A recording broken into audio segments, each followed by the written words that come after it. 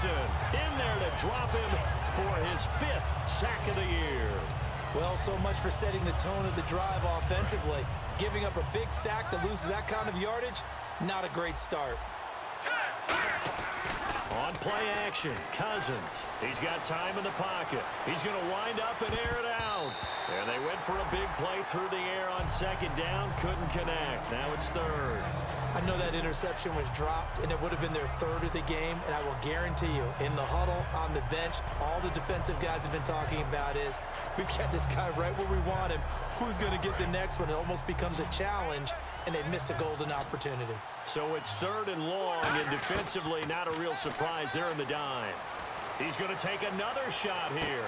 And he's going to be intercepted a 3rd time. Picked off by Kwan Williams. And this one will be returned to right around the 38-yard line. The Dolphins offense now working their way back onto the field. And they'll be looking to build off of a nice drive last time, a drive that really relied on the quarterback. Making good decisions, distributing the ball well, distributing it accurately, keeping it away from danger. A really nicely run drive. But now the defense, what adjustments do they need to make in the passing game? Pass rush, pass rush, pass rush. Whether it's the guys up front or maybe you bring additional guys, but you've got to disrupt the timing of them throwing the football. We'll see if they can disrupt it here. So incomplete on 1st. Let's see what 2nd down has in store. And when all else fails as a defender, when you're not there in the coverage, your best friend is exactly what we saw there. A big play shot taken by the offense. Unfortunately, it ended in a big drop. Today's NFL, these big guys are featured receivers. They move them all over the place to try and find good matchups, and they had one. They were just unable to complete the pass. A give to the tight end, Kelsey. And he works it to the 30-yard line here, right at the 30. He's able to chew up 8 yards on the carry there, but still 4th down upcoming.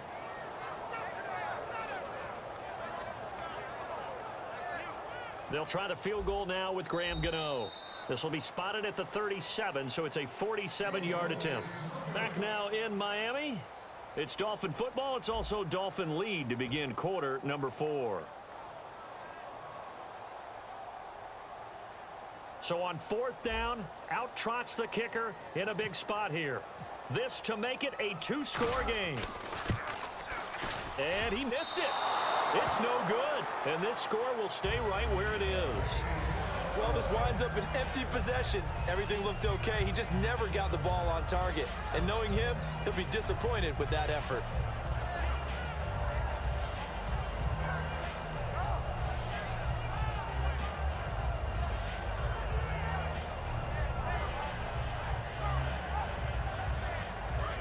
Defense really showing respect to the deep ball here, playing off the receivers. They go back to the air here after the INT on the last drive. Jackson's got it over the middle. And now the ball's out. Fumble near midfield. And defensively, maybe an opportunity miss there. No doubt about it. When that ball's out, all you're thinking about as a defender is, this is our chance to make a huge play. Instead, he's able to recover his own fumble. And big sigh of relief, huh? Yeah, usually those wide receiver fumbles, there's open space around for the defense, but not there. He hops right back on it. On 1st and 10, Cousins. It's caught by Jackson.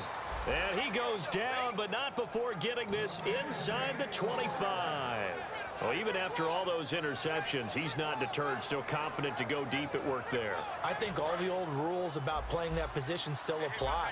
If things go wrong, you still act like you're the best player out on the field. You still carry that supreme arrogance with you and continue to fire. And they'll take it into the end zone for a Ravens touchdown. Dante Moncrief, his 2nd touchdown of the afternoon. And the Ravens are an extra point away from tying the football game. And no sweat, he puts it through, and we are tied here in the 4th. Set to go now with the kickoff. These two teams all even again as we continue in this wild 4th quarter. And the Dolphins offense now ready to go back out on the field. And they've got to be a little bit frustrated about that last drive, missed field goal. Always hurts a team because, you know, you put something out there, you've given yourself a chance, you're in range, and the ball doesn't go through the post. but it's not something to panic about, I don't believe. Just keep playing and keep going. It's a 7-yard carry to set them up with a 2nd and 3. Playing against a 3-4 front is really challenging for offensive linemen because they can do so many different things. But when you're running the football, if you can handle the nose tackle up front, and then maybe a guard can slide up to the 2nd level and block a linebacker, that's when you have success running the football. He'll look to throw. Caught on the left side by Benjamin. It'll go as a gain of 6 that time, and it moves the chains as well. If you're running out route, it's likely you're going to end up near the sideline. And what did we just see there? Toe tap. You got it. The benefits of practice. Toe tapping, foot dragging, picking it up, and making sure it was a catch. And a good swarm to the football defensively as they get him down at about the 40. 2 yards on the pickup there. It'll be 2nd and 8.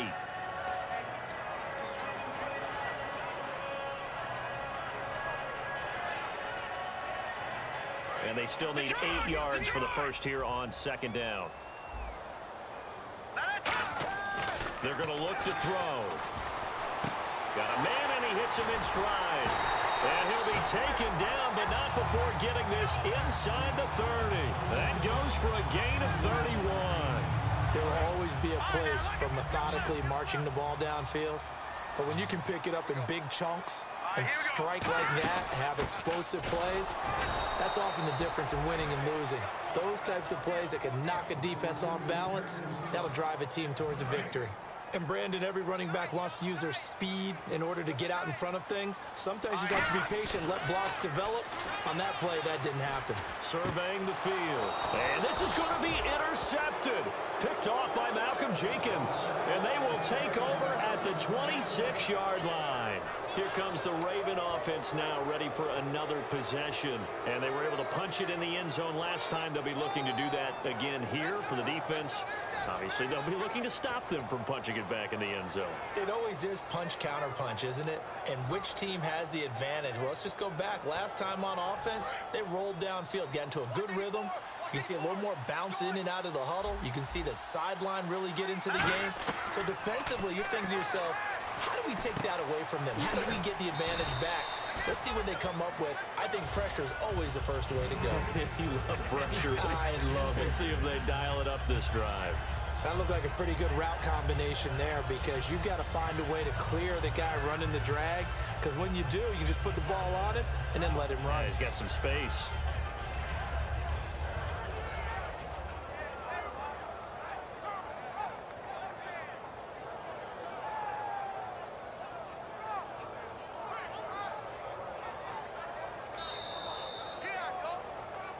Time for a break.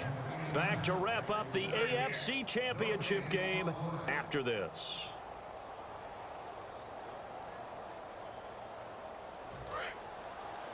And the D-line pinching together must be expecting the run. They come out here in the eye. Cousins on the keeper. 2 yards on the pickup there, but it's enough to give them a new set of downs. Well, I liked it. Just take the snap, burrow forward, pick up the few inches you need for a first down. And defensively, I don't think they were expecting that. They looked a little surprised in the middle. Yeah, a little bit wary there, weren't they? Because that can be a throwaway down where maybe you go play action, fake it, and try and get something big.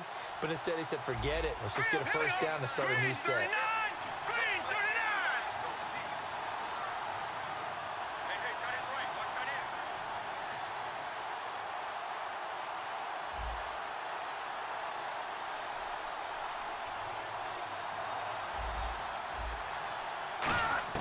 Cousins to throw it this time. And complete to Moncrief over the middle. And all the way in for a Ravens touchdown. Dante Moncrief saving his best for the playoffs with his 3rd touchdown of the game. And the Ravens have broken the tie. Oh, I was just about to say he hadn't missed an extra point all season, but there it is. His first miss, no good. Following the touchdown now, it's Bradley Pinion on to kick this one away.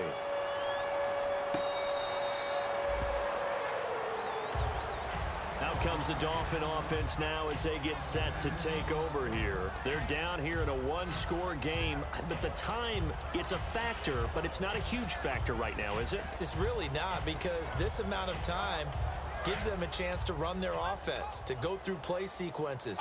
And this is what they work on every week in practice, usually on a Friday. They go over this type of a situation, late game situation. What are we going to do when we have the opportunity? They've called these plays a bunch of times. Now's their chance to execute them. Well, they have the opportunity now. Here's the execution. He's got time. Buying time to his left. And he'll slide down. Now whistles come in. We're going to get a timeout here by the offense. It's just their first. They've got 2 more to use here in the final stages. Back to throw. And he's got his man in stride, complete. 7 yards, the pickup on the pitch and catch. And the offense moving quickly to the line. He'll look to throw. Now a desperation throw deep downfield. And incomplete there. A nice hit. Jars the ball free and brings up 3rd down. 3rd down and 3. On every offensive coordinator, every play caller sheet, they have about 5 or 6 plays per game that they call shot plays or big plays. And he can't get a throw off. He's taken down. What a huge play at this point in the game.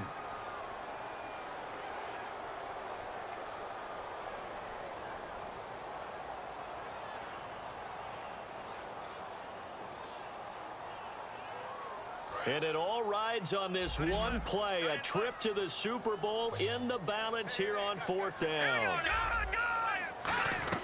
Back to throw. Got a man. He finds Sanders. Now hold everything here. We're going to get a timeout by the offense. It'll be their 3rd and final timeout, so as they talk things over, we'll step aside. Fresh set of downs here. And no press coverage here. They are backing off in the secondary. He's back to throw. He's going to let it fly. And this is caught. Touchdown. And now they're an extra point away from winning this thing in the final seconds. And now we've got a tie game after that touchdown. And you and I both know what that means. Extra point in this situation, this little time left, takes on some extra emphasis, doesn't it? It does indeed. Now inside the final minute, can they get it and hold on?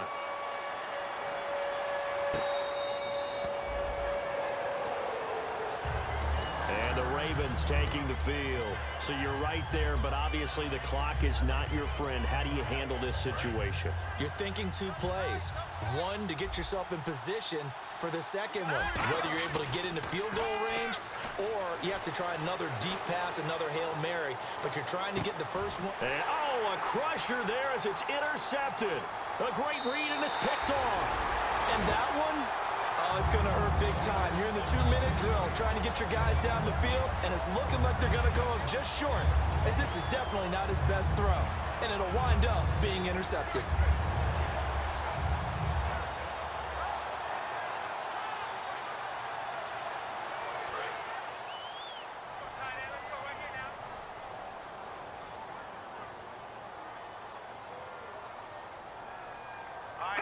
Defense still with 3 timeouts. We'll see if they want to use them here as the kneel down comes. That's going to go as a loss of a yard, and it'll be 2nd down. Well, I know at points in this when you wanted to close your eyes because of all the points that were being put on the scoreboard. You're a defensive guy, but it was a fun little track meet, wasn't it? It was, and you know the people who really enjoyed this game? They're the ones that like going to batting practice at the Major League Baseball parks, right? Seeing the 14-11 game, that sort of deal. That's right up their alley with what we saw in this one.